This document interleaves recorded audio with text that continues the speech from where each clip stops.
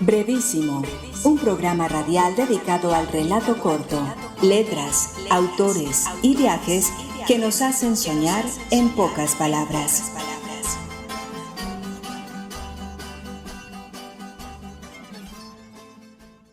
Hola, bienvenidos a una nueva emisión de Brevísimo, un programa dedicado a las formas breves de la literatura.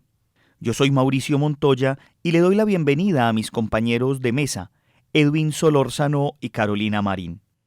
Hoy, en nuestra modalidad de trazos breves, continuamos hablando sobre la leyenda. La leyenda de Bamako.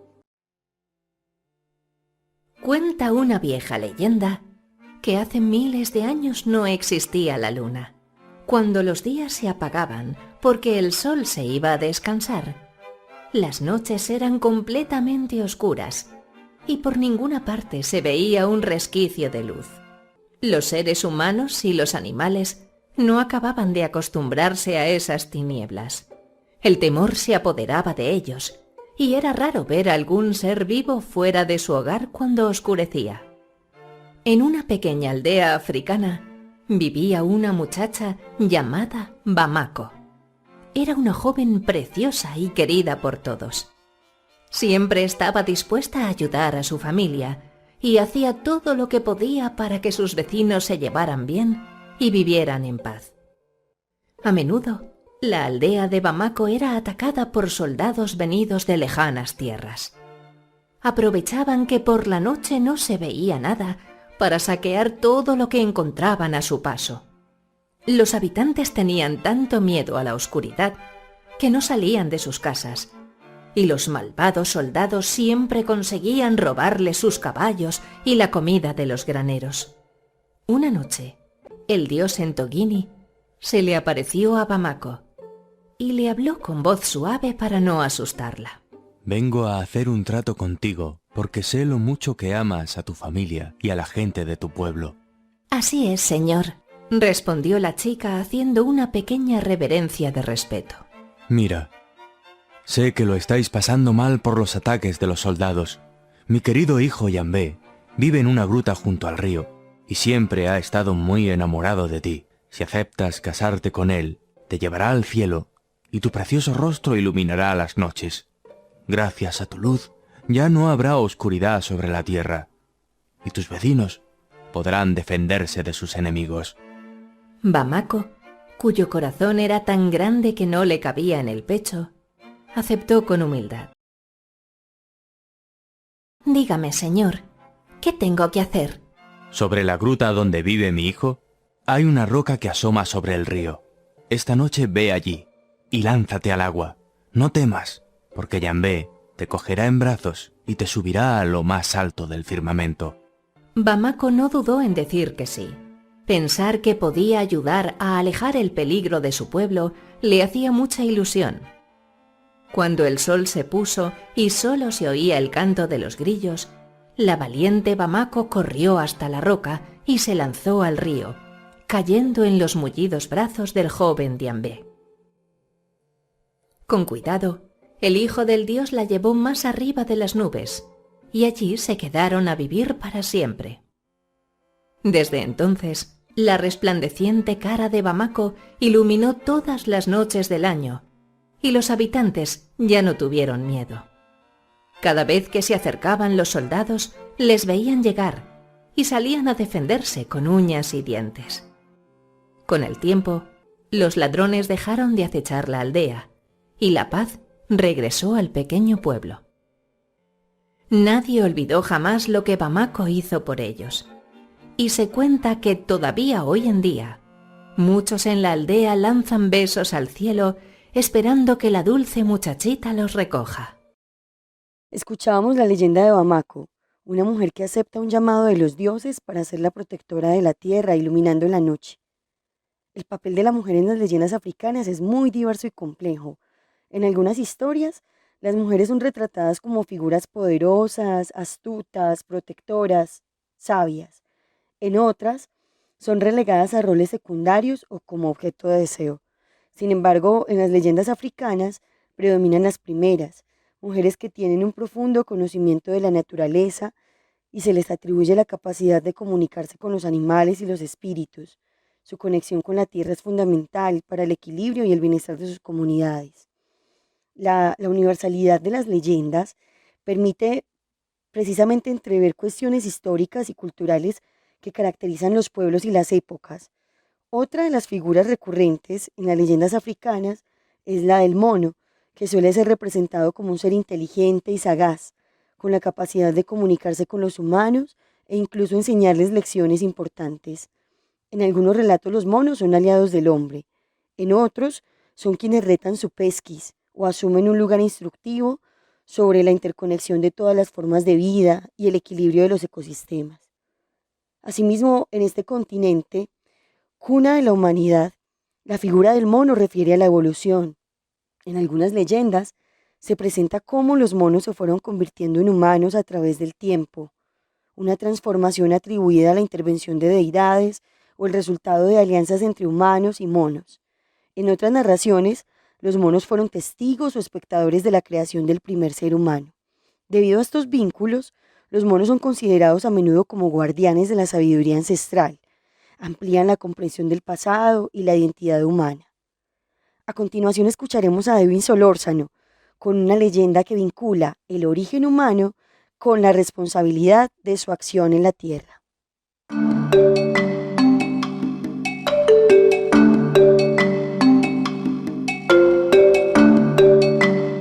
Leyenda africana, versión de Laura Roldán.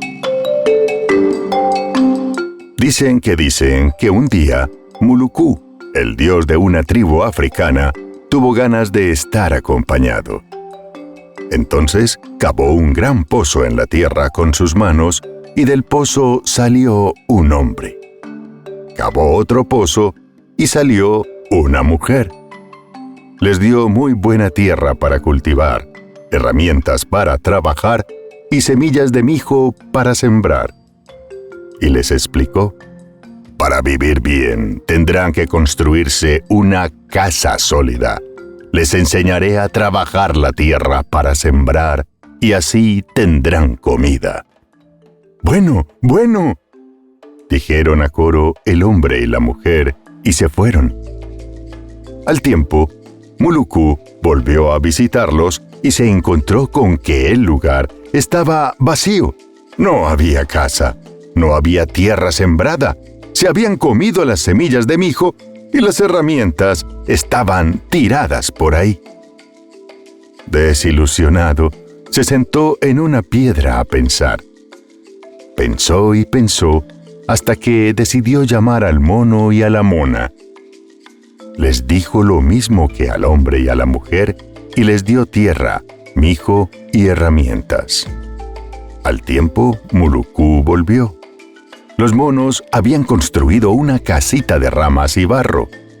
Tenían un hermoso sembrado verde y de una olla que hervía sobre el fuego salía un riquísimo olor a comida. Entonces les sacó las colas a los monos y les dijo: «Conviértanse en seres humanos». Luego se fue a la selva a buscar al hombre y a la mujer que estaban cazando mariposas entre las ramas. Les puso las colas de los monos y les dijo: «Conviértanse en monos».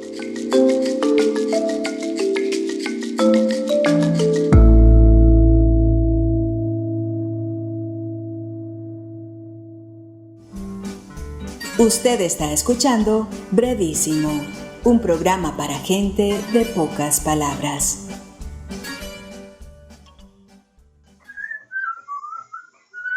Lo llamaban el silbón, porque eso hacía siempre, silbar. Era un joven caprichoso y consentido al extremo, acostumbrado desde niño a ser complacido en todo. Pasaba su vida de cantina en cantina desperdiciando su vida. Al sentarse a la mesa se enfureció al ver lo que le sirvieron. En un acto de desprecio y con arrogancia extrema lanzó la comida al piso, diciendo que lo que él quería era asaduras de venado. Se levantó y salió lleno de ira a calmar su rabia a la cantina con los amigos. Su padre salió de inmediato al monte a buscar el venado para complacer a su rebelde hijo, pero con tan mala suerte que se encontró el hojarasquín que le dio su palera. Después de beber hasta quedar ebrio, de regreso a casa se encontró con su frustrado padre, quien trató de explicarle por qué no había podido cazar el venado que él quería. Sin oír razones y en medio de su borrachera, golpeó brutalmente a su padre, y cuando cayó al suelo, con el rifle de cacería, le disparó matándolo. Después, con el cuchillo de cacería de su padre, le sacó las asaduras, las empacó en un pedazo de la camisa y se dirigió a la casa. ¿De dónde sacaste esas asaduras?, preguntó la abuela, a lo que él, sin ningún arrepentimiento, contestó que del padre, porque ese fracasado no había sido capaz de cazarle el venado que él quería. El abuelo lo hizo amarrar de un árbol y le dio de azotes. Luego le echaron sal y aquí en las heridas. Después lo maldijo diciendo: maldito eres para toda la eternidad. Y le echaron al perro tureco para que lo persiguiera. Según la leyenda, el espíritu del perro tureco lo perseguirá hasta el fin de los tiempos. Regresó al lugar donde había acabado con la vida de su padre y en un saco sucio recogió los huesos que los animales del bosque se habían encargado de limpiar. Los echó al hombro y se perdió para siempre en el bosque, seguido por el perro tureco para convertirse en leyenda. Algunas versiones dicen que es un alargado gigante como de 6 metros que camina moviéndose entre las copas de los árboles mientras emite un escalofriante silbido. Cuentan que a los borrachos les succiona el ombligo para beberse el aguardiente que ingirieron cuando los encuentra a la vera del camino. En ciertas noches el silbón aparece al frente de una casa. Dejando el saco en el suelo, se pone a contar los huesos uno a uno.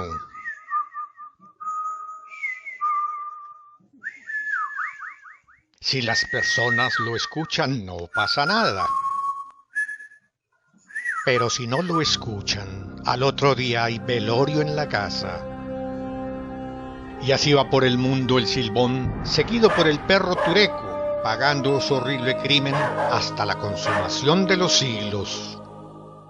Estudiar las mentalidades o los imaginarios colectivos de los pueblos permite que nos acerquemos a tradiciones folclóricas como la leyenda, que, enmarcada espaciotemporalmente, narra historias sobre personajes o figuras que tienen alguna relevancia para una población, que a partir del testimonio da fe de la veracidad del relato.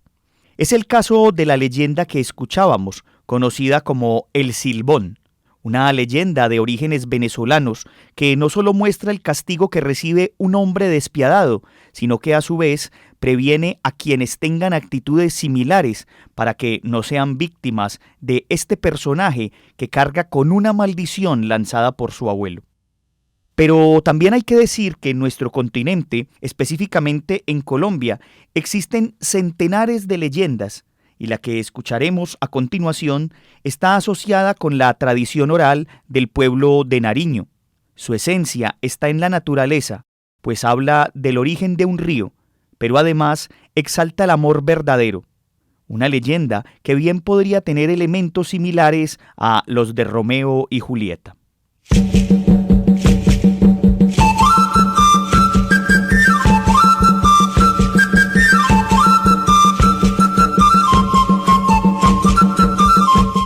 Los amantes del río Telembí, leyenda del departamento de Nariño en Colombia.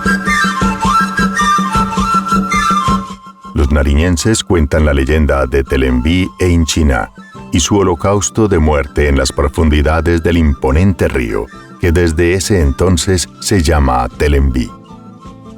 Según una leyenda nariñense, la india Inchiná, hija del cacique de los indios, Guayqueres, amaba con frenesí al indio Telembí. Sin embargo, era costumbre entre los aborígenes que el cacique de la tribu, de acuerdo con su conveniencia, escogiera al esposo para su hija. Así lo hizo, y por ello eligió al indio Tanawi, cacique de la tribu de los Huiles. El indio Telembí, profundamente enamorado de la bella Inchiná, Con gran desesperación se subió a la montaña y en la cumbre se suicidó con una lanza untada de veneno con la que atravesó su corazón. La ceremonia del desposorio de Inchiná y el cacique de Tanahui se celebró con mucha pompa, mucha coca, mucha yuca y un gran baile. Pero ello no ocurría para Inchiná, quien en verdad adoraba a Telembi con pasión amorosa. Ella se retiró de la fiesta y decidió seguir a su amado. Cuando llegó a la cumbre de la montaña, lo encontró tendido al borde del precipicio, manchado de sangre y con las manos apretando su lanza. La bella Inchiná tomó el cuerpo de su amado y con desesperación de una enamorada en plena tragedia, se lanzó al precipicio con el cadáver. A su caída, el río se desbordó y arrancó los árboles con suma violencia.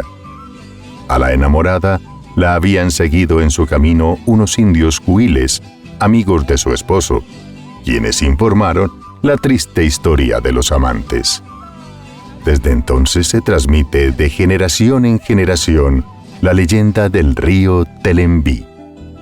Cuentan las gentes de la región que en las noches de luna aparece el espíritu de una mujer que lleva en sus brazos el cuerpo de su amante, cubriéndolo por entero con su llanto.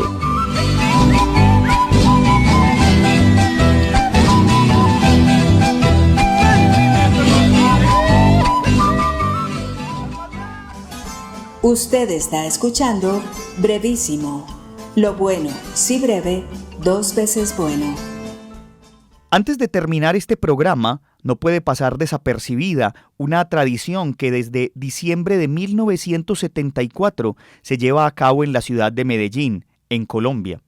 Me refiero al famoso desfile de mitos y leyendas que convoca a los espectadores para que por diferentes calles de la ciudad vean desfilar comparsas y grupos de teatro que representan mitos y leyendas de carácter local, nacional e internacional. Invitamos a todos los oyentes que viven en el extranjero para que exploren en la web la riqueza de esta tradición, y a todos también los invitamos a escuchar una de esas leyendas que nunca falta en este desfile: el cura sin cabeza. En un alejado pueblo de Antioquia, Colombia, había un joven cura, cumplidor de sus deberes y alejado de toda tentación. Un día de misa apareció en la iglesia una mujer casada, recién llegada, que vivía en las afueras del pueblo. Al ver el cura quedó prendada de él y, sin importar las consecuencias, planeó conquistarlo a como fuera lugar. El curita prestaba sus servicios religiosos donde fuera requerido, y al salir del pueblo llevaba en un pequeño cofre los cupones, las hostias y los ornamentos religiosos. Regresaba un día nuestro hombre de atender sus fieles con su cofrecito en el anca del caballo, cuando desde el balcón de su casa la tentadora mujer le hacía señas para que entrara a la casa que había dejado sin seguro. Él entró tímido y desconfiado, dejando su caballo con el cofre a la entrada de la casa. Y lo que ha de suceder sucedió. La bella mujer hizo caer a nuestro hombre con su lujuriosa insistencia. De pronto oyeron un ruido a la entrada de la casa. Ella pensó que era su marido, pero el ruido era producido por un ladrón que se llevaba el cofre, dejado descuidadamente por el curita. La infiel mujer se apresuró a pedirle a nuestro hombre que saliera corriendo por el balcón. Él saltó presuroso por la ventana hacia un árbol, pero lo hizo con tanta fuerza que éste lo rebotó. Bajando de espaldas y en una afilada horqueta que tenía el árbol, nuestro amigo quedó descabezado de un solo golpe. Del cuerpo descabezado resurge el ánima del cura, buscando detenidamente el caballo y el cofre con los elementos sagrados sin saber que habían sido hurtados. Se le aparece a los arrieros en los caminos, que lo ven llegar cubierto de un halo luminoso, que cuando está cerca desaparece. Sienten un frío helado que pasa por su lado, y al volver la vista atrás, aparece de nuevo el ánima del cura siguiendo su camino. Cuentan que en las noches su fantasmal figura se presenta en los pueblos aterrorizando a la gente, que corre despavorida ante esta visión desconocida. Hace muchos años, En las escuelas se confundía la disciplina con el castigo y los niños eran sometidos a tratos crueles, tanto psicológicos como físicos. El fantasma del curita hacía su aparición para aterrorizar a los crueles maestros, los cuales caían desmayados por el susto. Y así por siempre vaga nuestro curita por el mundo, buscando el cofre sagrado que perdió en una noche de debilidad. Finalmente, y también en el ámbito local, no puedo dejar de mencionar una figura como la del arriero, ese hombre antioqueño que con sus alpargatas, su poncho, su machete y sus mulas abrió camino y fundó pueblos a lo largo de la geografía colombiana. Y lo menciono porque fueron ellos también verdaderos contadores de leyendas y de relatos sobre espantos o de encuentros con el mismísimo diablo. Pues una tradición muy popular cuando paraban a descansar mientras iban de camino era la de sentarse alrededor de una fogata y entre trago y trago ir contando historias, algunas de ellas exageradas y otras donde los mismos arrieros eran los protagonistas.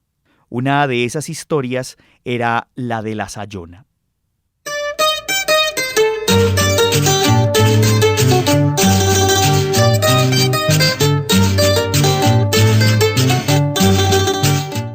La Sayona, leyenda de la arriería antioqueña.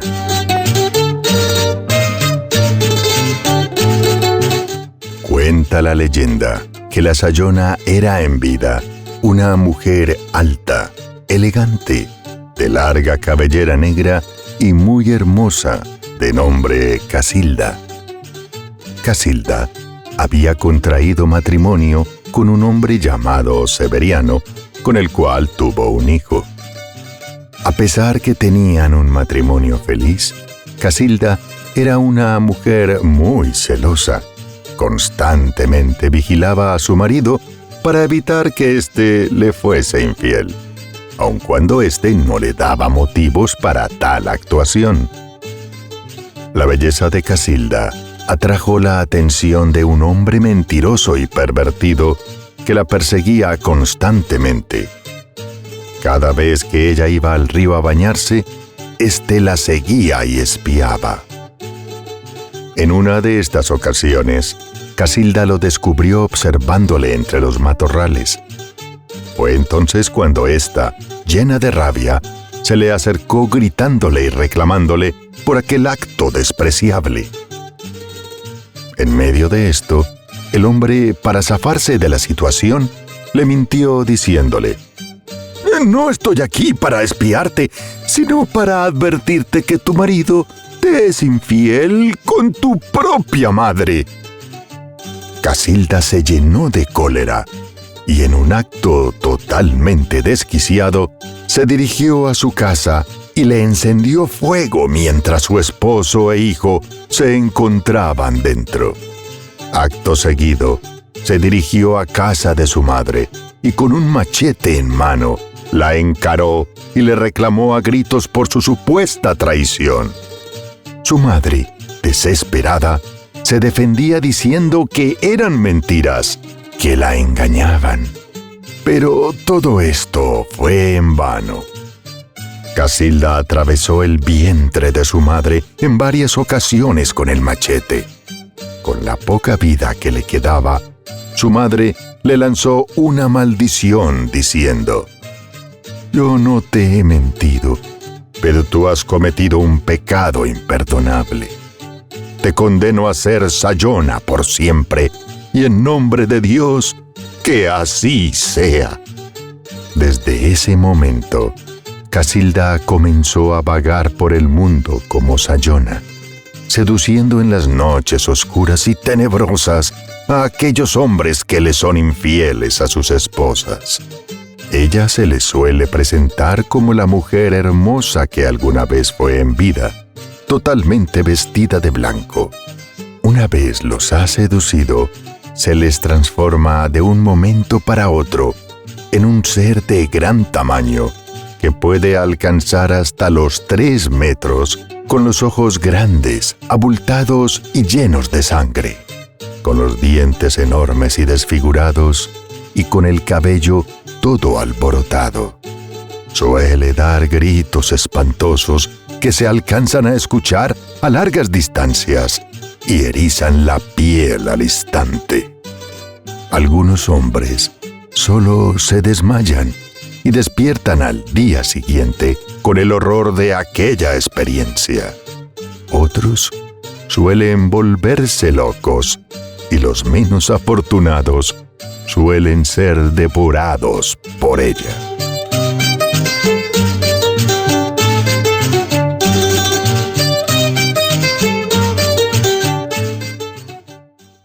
Con esto entonces terminamos nuestro programa del día de hoy.